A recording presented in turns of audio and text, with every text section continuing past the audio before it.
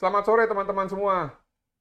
Kembali lagi bertemu di kanal YouTube Martin Lucas Simanjuntak Official. Sore ini saya mau mengupdate terkait penanganan kasus dari almarhum Mas Arya Daru Pangayunan. Ya. Minggu lalu rekan-rekan kami, Pak Dwi dan juga Mbak Mira, ada menemui pihak dari penyidik Polda dan juga dari Bid Humas Polda, yaitu AKBP Renol Simanjuntak dan juga salah satu penyidik yang berpangkat AKP itu Pak Hiraullah kalau nggak salah. Dalam pertemuannya itu eh, tim kuasa hukum mewakili keluarga meminta kepada penyidik dan juga Bid Humas tadi ya, Pak Renol Simanjuntak, untuk bisa diberikan kesempatan melihat secara langsung dan mendalami terkait tempat kejadian perkara yang berada di Menteng, itu tempat kosannya Mas Arya. Pada pertemuan itu kemarin eh, tim kuasa hukum itu diberikan angin segar, teman-teman. Diberikan angin segar, infonya akan diberikan akses untuk datang ke kos-kosan dan juga rencana akan dipertemukan dengan penjaga kos gitu ya. Nah, namun setelah rekan-rekan kami ini pulang ya, di mana di situ juga kemarin kan kita juga sempat merekomendasikan untuk bisa menganalisa data-data yang ada di Polda Metro Jaya yang sampai saat ini juga belum diberikan. Nah, pada saat itu di sore harinya kami mendapatkan informasi bahwa perlu izin dari pimpinan atau direktur ya, Direskrimum Polda Metro Jaya, Direktorat Kriminal Umum Polda Metro Jaya, yaitu pimpinan penyidik terkait ini ya, kesatuan kriminal. Tadi pagi teman-teman, sekitar jam 11 ya, ketika Pak Dwi itu mengantar surat secara resmi yang sebagai apa permintaan mereka tadi itu, kami mendapatkan informasi bahwa sekarang wacananya berubah lagi nih, ya. Sekarang penyidik mengatakan agar kita bisa segera berkoordinasi dengan pemilik kos. Lalu tadi perwakilan tim kuasa hukum menyampaikan, loh, kok jadi berkoordinasi dengan pemilik kos?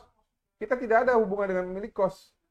Kita ada hubungan dengan kepolisian dan tempat tersebut merupakan TKP ya, atau tempat kejadian perkara.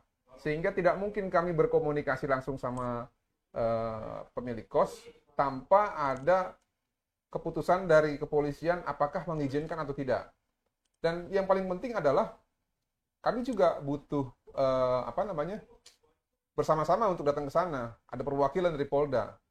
Apa gunanya supaya kami ketika mendapatkan hal-hal yang sifatnya penting atau ada hal yang ditanyakan, itu kami bisa langsung komunikasi kepada penyidik. Namun sangat disayangkan, ya kembali lagi ya, kenapa saya bilang sangat disayangkan? Karena teman-teman mungkin mengetahui ya, beberapa minggu yang lalu itu ada jurnalis dari Kompas TV ya, namanya Mas Dipo kalau nggak salah. Itu beliau diberikan akses dan ditemani oleh Pak AKBP Renol Simanjuntak. Yang sayangnya kenapa kok oleh tim kuasa hukum gitu ya, uh, kok seperti sulit banget gitu loh. Ini ada apa? Apakah uh, lebih penting memperlihatkan itu kepada jurnalis atau tidak ada gunanya memperlihatkan TKP itu kepada kami gitu ya, selaku kuasa hukum yang mewakili keluarga korban. Nah, saya juga jadi tanda tanya besar nih, teman-teman semua yang menonton video ini.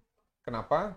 Jangan-jangan ya, jangan-jangan penyidik dan juga Bapak AKBP Renol Simanjuntak ini mengundang jurnalis untuk membuat satu liputan itu hanya ingin memperlihatkan hal-hal yang memang ingin diperlihatkan.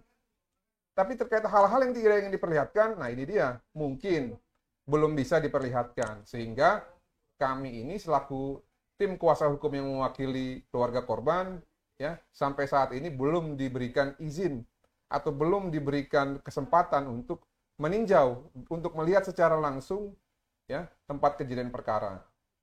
Nah ini menurut saya ya tidak tepat gitu ya. Karena kenapa?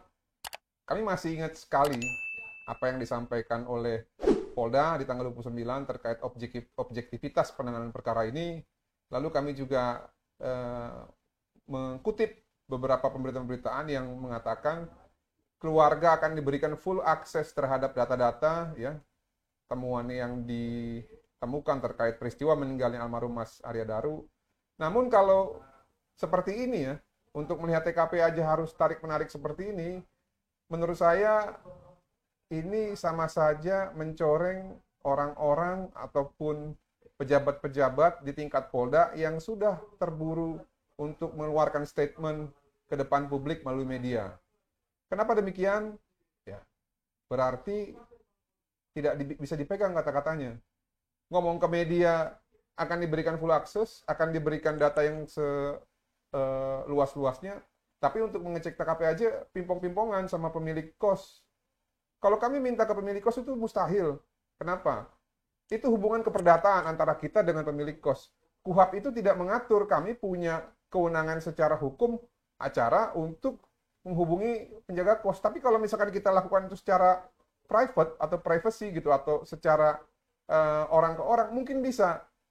Tapi itu berbeda konteksnya, Pak. Sangat berbeda.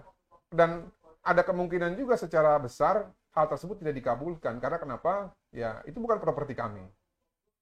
Nah, karena itu, ya, kami sih sangat kecewa kalau akhirnya menjadi seperti ini.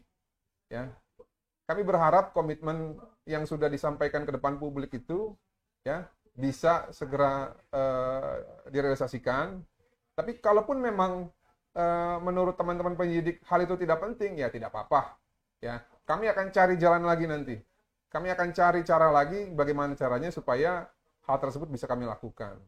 Dan mengenai undangan ya kemarin ya, hari Kamis katanya kita mau dipaparkan data gitu ya. Kemarin kami sudah diskusi sama tim ya, dan juga seluruh penasihat ataupun seluruh tim kuasa hukum.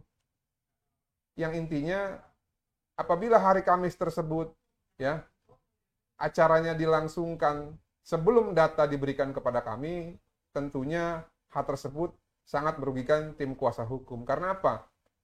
Saya khususnya ya belajar dari kasus meninggalnya almarhum Joshua ya. Kenapa? Pada saat itu ya banyak sekali bukti-bukti yang ditafsirkan secara keliru. Saya masih ingat pada saat itu ada CCTV ya yang dilempar ke publik, bahkan menjadi bahan presentasi mereka pada saat itu ditambahkan suara. Ditambahkan suaranya itu adalah seperti isinya mengarahkan bahwa video tersebut atau gambar tersebut mengarahkan kejadian-kejadian seperti yang disampaikan di dalam suara. Nah itu nggak fair kalau dalam pembuktian. Yang kami butuh itu adalah bukti-bukti yang sifatnya raw material atau bahan-bahan utama tanpa ada sisipan-sisipan editing dari hal-hal yang sifatnya mengarahkan.